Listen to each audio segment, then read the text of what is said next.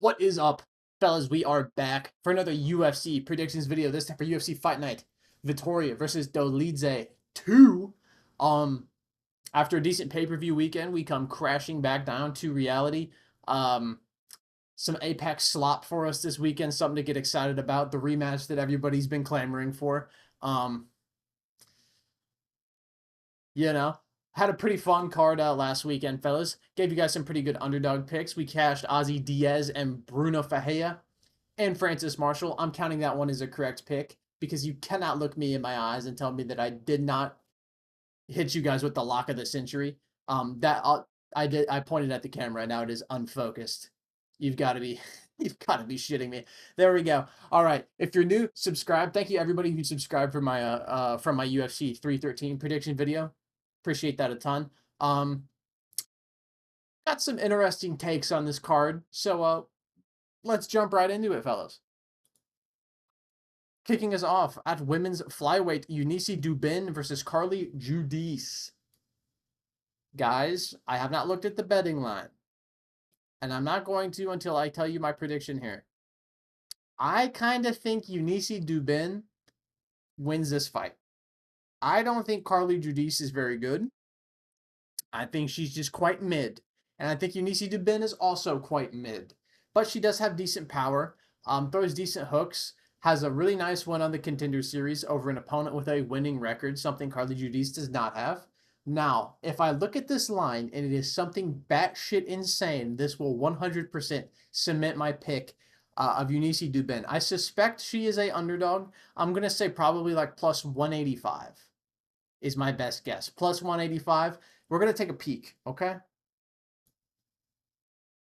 My God. Holy shit. That can't be right. Minus 500? Dude, Carly Judice is 3-2, man. Are we fucking serious?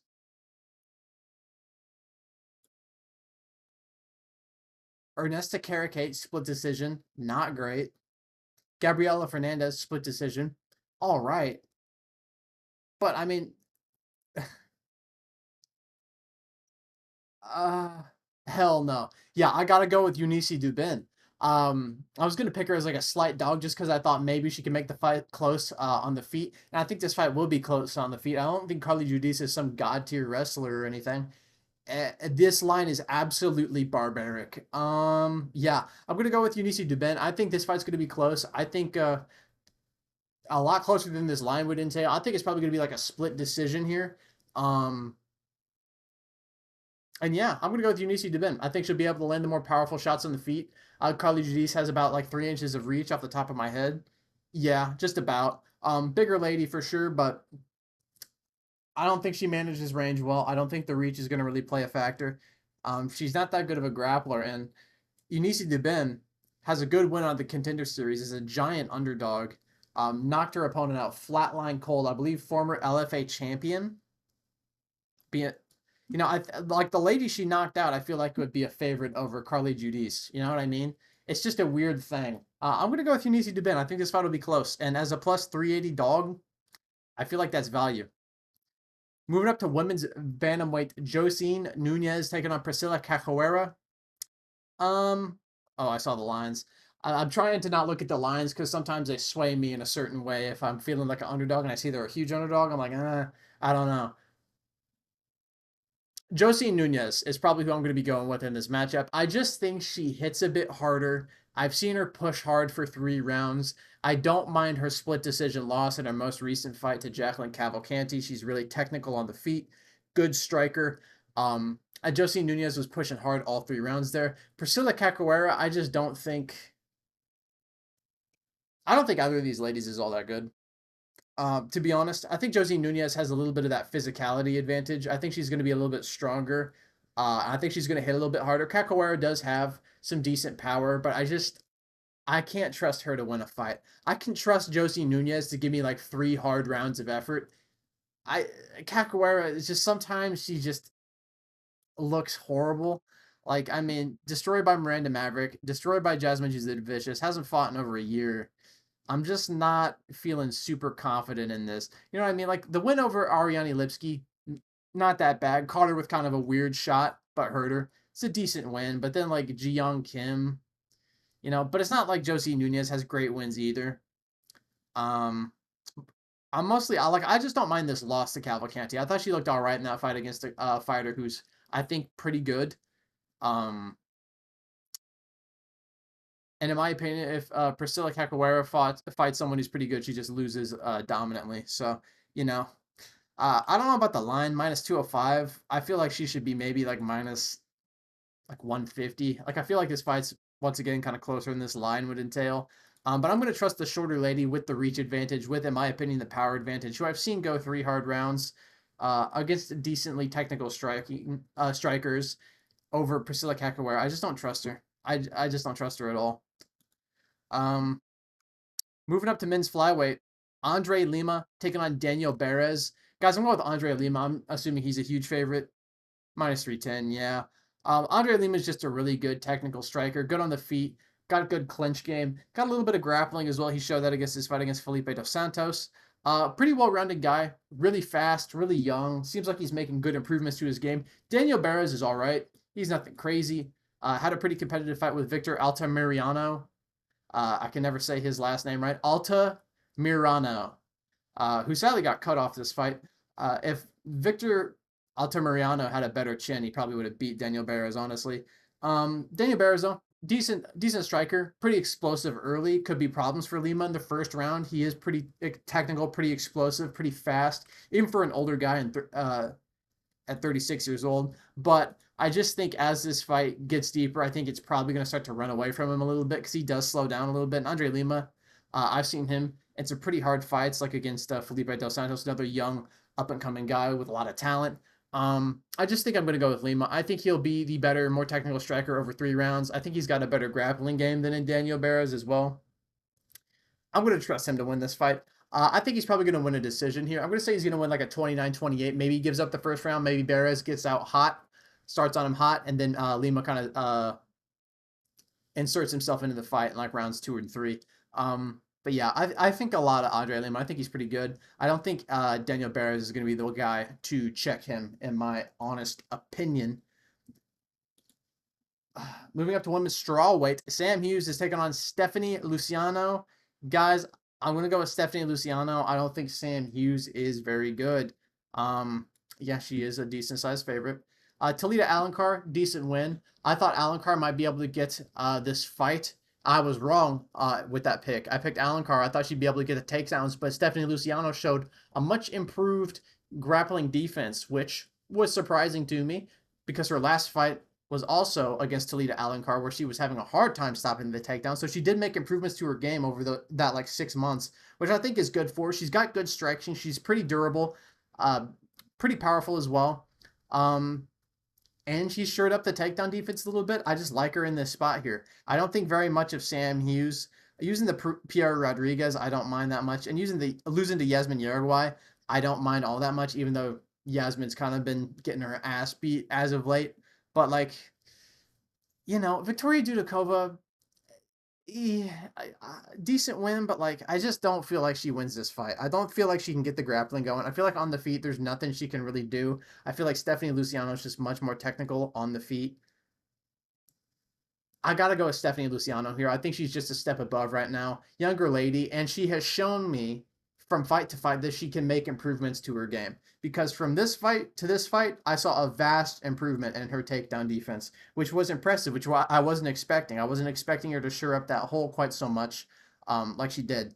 Granted, Alencar, off the top of my head, Alencar didn't shoot as many takedowns as I would have liked, but the ones she did shoot were stuffed pretty quickly by Luciano, so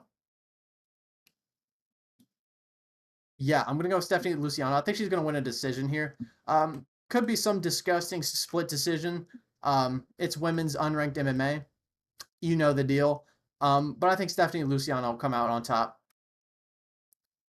Moving up to men's bantamweight, Josias Musasa taking on Carlos Vera. Guys, I'm going with Josias Musasa because I do not like picking guys who kind of have like a jiu-jitsu base. I don't really like it. I don't trust it. Granted, Carlos Vera, Nice kicks as well. I believe he comes from a taekwondo background. Holy fucking smokes, these are some crazy lines. Minus 625 is insane.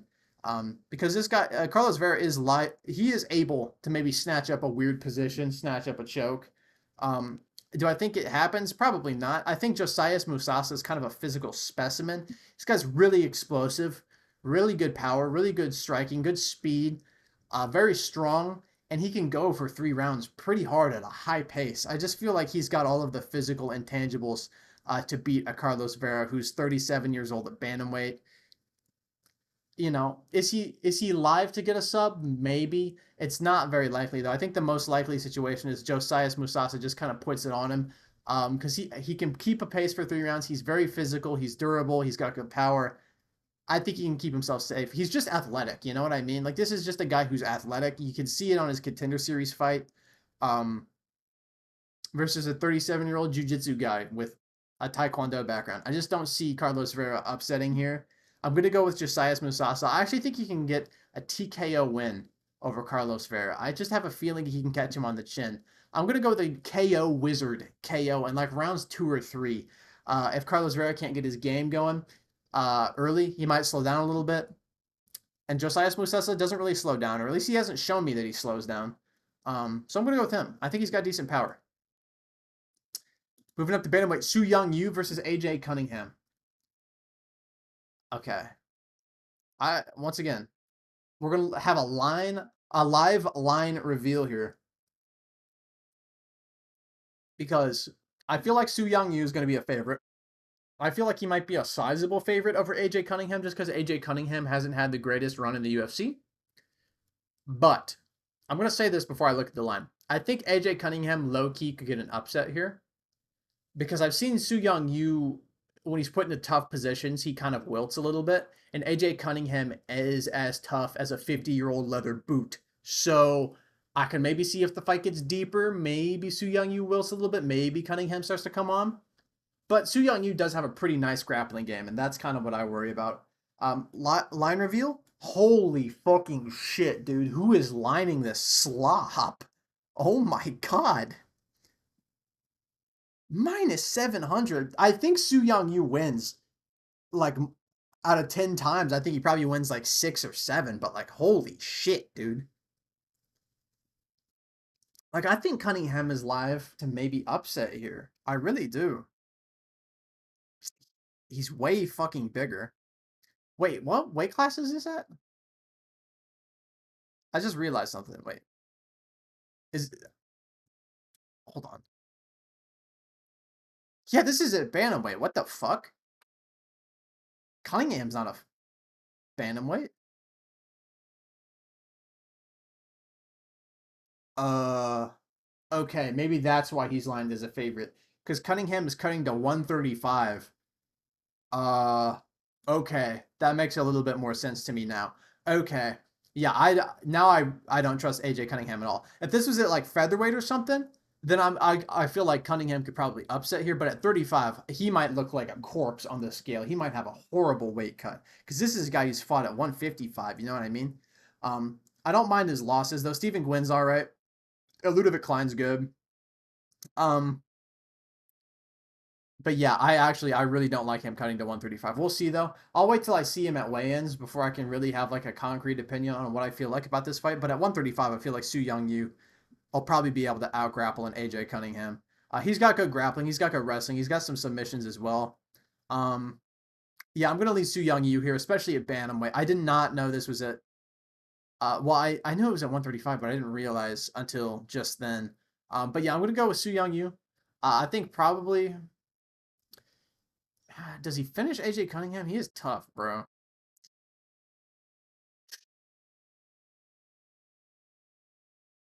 I'm gonna say decision. I'm gonna say Su Young Yu gets a decision here.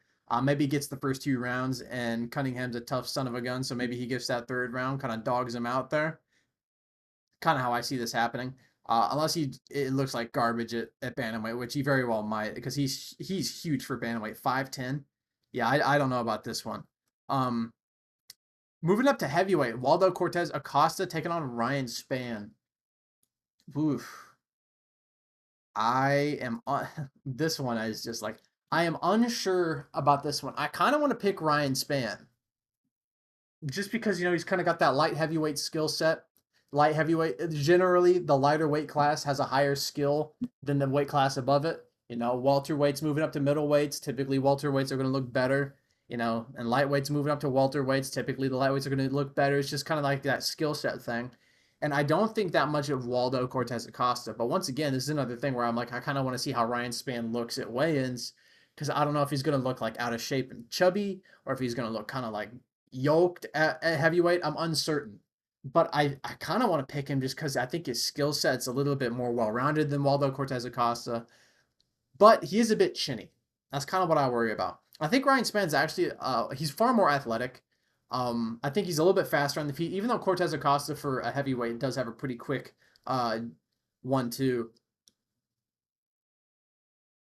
I think he's got a much better grappling game than Waldo Cortez Acosta.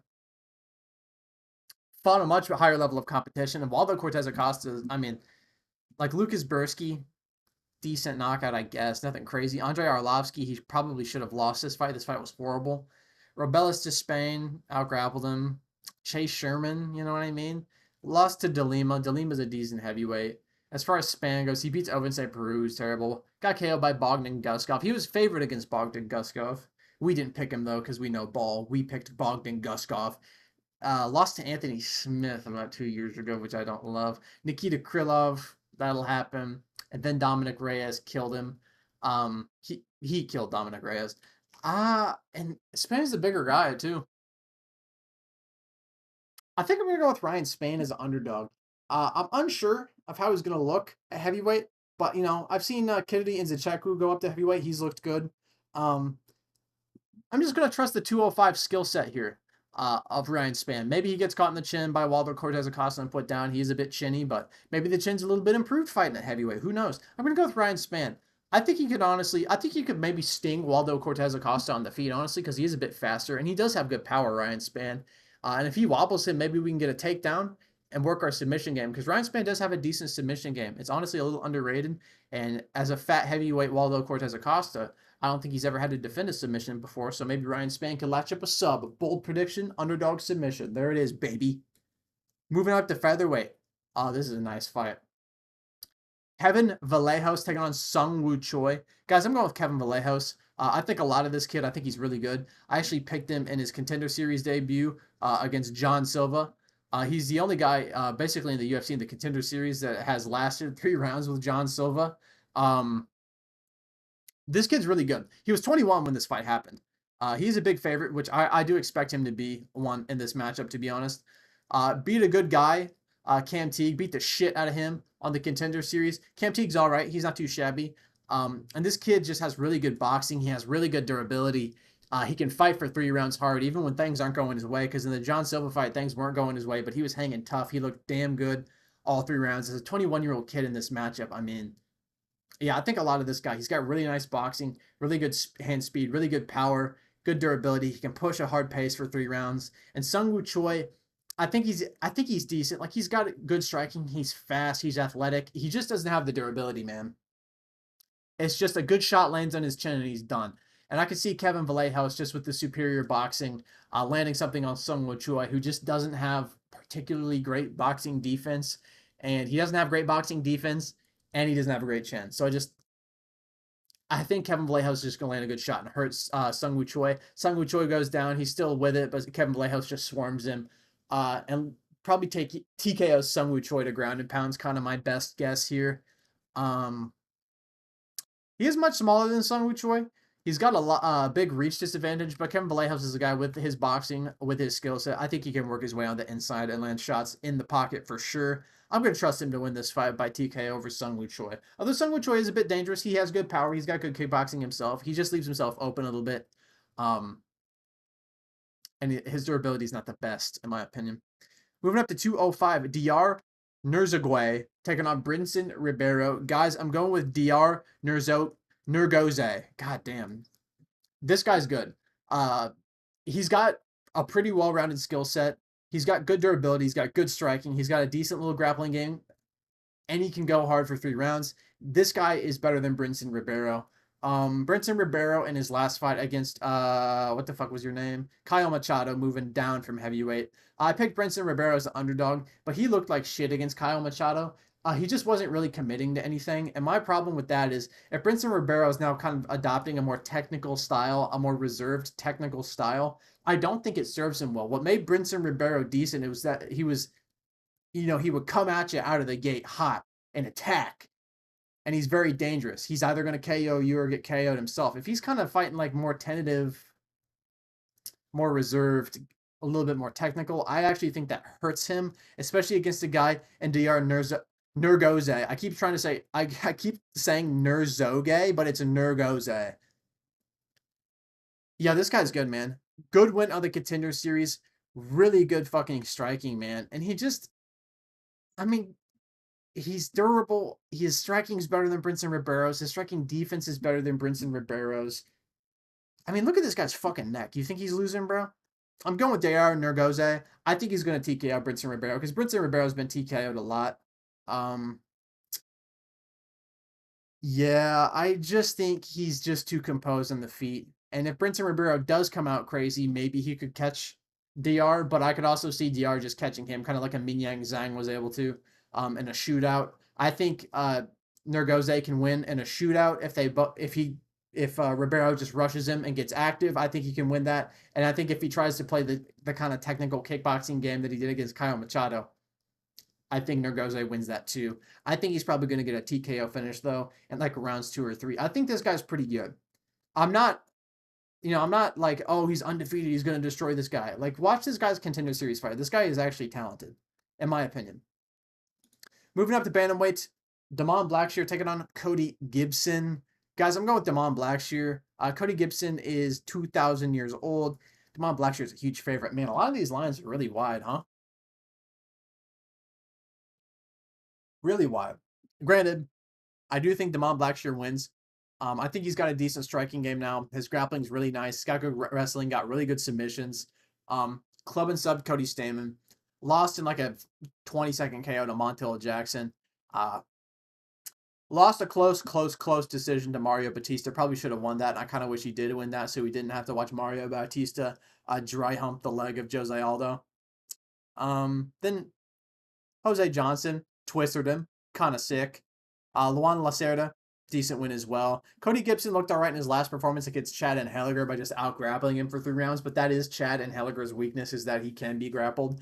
I don't think his grappling is going to work on Damon Blackshear, and I think on the feet, I don't think Cody Gibson really has the sting or the pop to really drop a Damon Blackshear like a Montel Jackson was able to. I'm going to go with Damon Blackshear here. I could actually see him getting a submission over Cody Gibson. I could see him hurting Cody Gibson on the feet and then latching up a sub, kind of similarly to how he did Cody Stamann. Because Cody Stamann's a pretty tough, durable guy.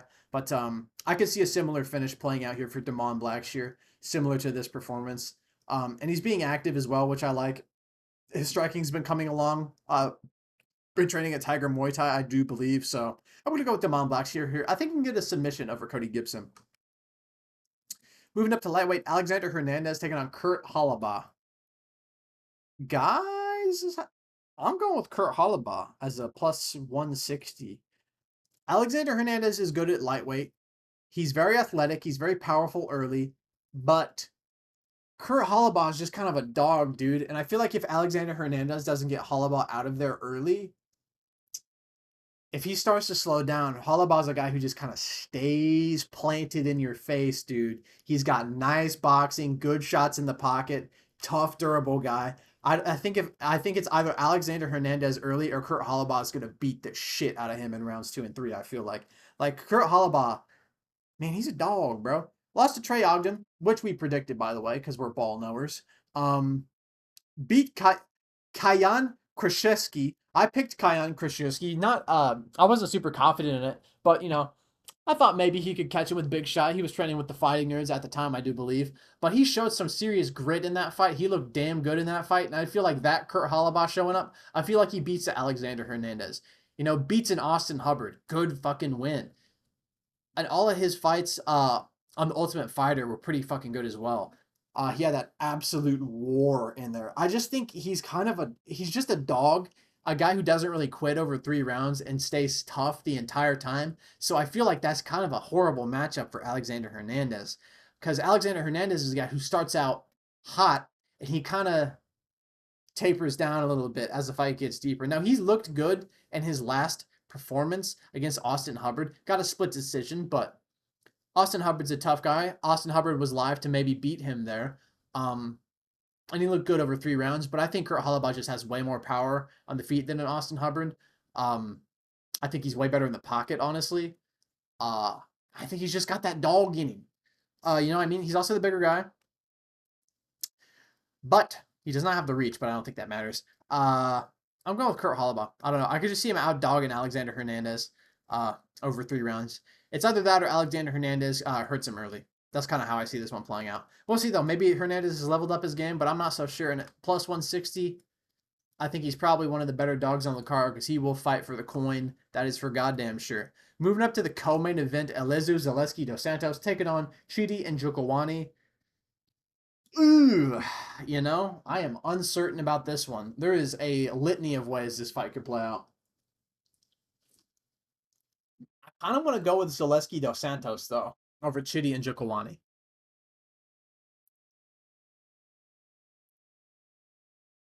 Oh, really? I thought Zaleski would be an underdog, honestly. Okay, so he's a slight favorite. Okay. Yeah, I kind of understand why. I just think he's a good welterweight. He's been in the welterweight division for a long time, fighting at a pretty high level. Fought a lot of good guys, beat a lot of good guys. You know, had Renat Fakretnov in all kinds of trouble. Close fight with Randy Brown. Destroyed Zach Scroggin. Beat Abubakar Nurmagomedov.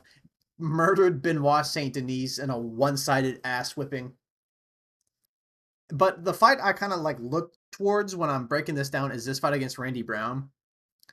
Close fight with Randy Brown. I think Randy Brown is kind of a Chidi and Njokuani, both big, athletic, rangy strikers. But I kind of like Randy Brown's skill set against Zaleski dos Santos a little bit more than a Chidi and Njokuani, because you know he's looked all right at welterweight Chidi, but he is a guy who wilts. He just is. And Zaleski dos Santos is a guy with the style to kind of give him problems. Like a Reese McKee, close fight with him, but not really a guy who's going to break him. Jared Gooden doesn't really have the game to really implement. He's just kind of a big, powerful striker with nothing else. And against a tall, technical kickboxer like Chidi, it is just not a good matchup for him. You know, Oleg Zaychuk smashed him. Darayev beat him. Then Gregory Rodriguez, you know, made him quit, basically. He started out hot. Gregory Rodriguez tanked it and just destroyed him. I can see Zaleski dos Santos hanging tough. Maybe getting beat up in like the first round and a half or so. I could see it. But he has a grappling game too. He's got a decent submission game. He almost subbed Randy Brown. He was close to subbing Randy Brown. I think Randy Brown's a little bit better with the submission defense than a Chidi and Njokuani. This is a slight lean. I'm just slightly leaning Elezu Zaleski dos Santos. I think he's just got more ways to win. I think he's got a more well-rounded game. I think he's a decent technical striker. I know he's 38, but Chidi's 36, you know. It's not crazy age gap here. Got nice kicks, very powerful himself, and he can mix it up. I'm going to trust him that he can mix it up on Chidi and Njokuani, and maybe get himself a decision. I think he could honestly submit Chidi and Njokuani too. If he starts to implement a grappling game, Chidi and Njokuani might start to slow down, might look for a way out a little bit. Maybe Zaleski dos Santos sinks in that rear naked choke that he couldn't get on a guy who was, you know, a little bit more dangerous over 3 rounds and like a Randy Brown. Maybe he gets that. I could see it. I could also see a world where Chidi and Njokuani just looks like you know, a demon on the feet and beats up Elezu Zaleski dos Santos, but I think Zaleski dos Santos gets this one done. I think he just has more ways to win and has a better skill set overall against the guy in Chidi and Njokuani, who I have seen kind of break a little bit. Not at welterweight yet, but a couple of times. I also know the welterweight weight cut's pretty hard for him. And closing out our card, our apex slop with our sensational main event, Marvin Vettori, Roman Dolidze, 2 at middleweight. Guys, this is probably the hardest fight for me to pick on the card. Because Marvin Vettori hasn't fought in ages, almost 2 years. And it was that Jerry Cannonier fight where he took an inordinate amount of damage. Roman Dolidze, on the other hand, he's been building a little bit of momentum. He's been a little bit more active, you know. But I picked Marvin Vettori the first time, and he won in a close fight. I just don't know what changes here, really. I don't know what changes here in a 5-round version of that 3-round fight. You know, maybe Marvin Vettori looks a little bit washed after the layoff. Could be. Maybe his durability's not so good after taking all this damage to Jared Cannonier. Could be. But I don't know if Dolidze is the guy who's going to take advantage of that. Like, Dolidze has some power, but he's not like this one-punch KO demon, you know what I mean? He knocked out Phil Hawes. Who gives a fuck? You know what I mean? And I've never thought Roman Dolidze's all that good. Like, I picked Anthony Smith to beat him. But this just goes to show you how fucking terrible Anthony Smith is. I thought there's no way a guy ranked in the top 10 of light heavyweight would lose to fucking Roman Dolidze's ass on a week's notice. But Anthony Smith, man, defies the odds and found a way to fucking do it. Beat Kevin Holland, which I predicted him to do, because Kevin Holland's unreliable. Roman Dolidze's a guy, you know what you're getting. He's going to go in there and he's going to try and win. He's just not the most technical guy on the feet. He's got great submission skills and decent grappling. He just has a hard time getting it there. He has a hard time getting the takedown.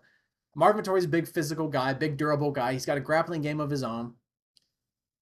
I think on the feet, I think it's just going to, you know, I don't like to compare like rematches, but I just feel like this fight's going to be pretty similar. I don't know what's going to have changed other than maybe Marvin Vettori's a little bit washed because he hasn't fought in a long time.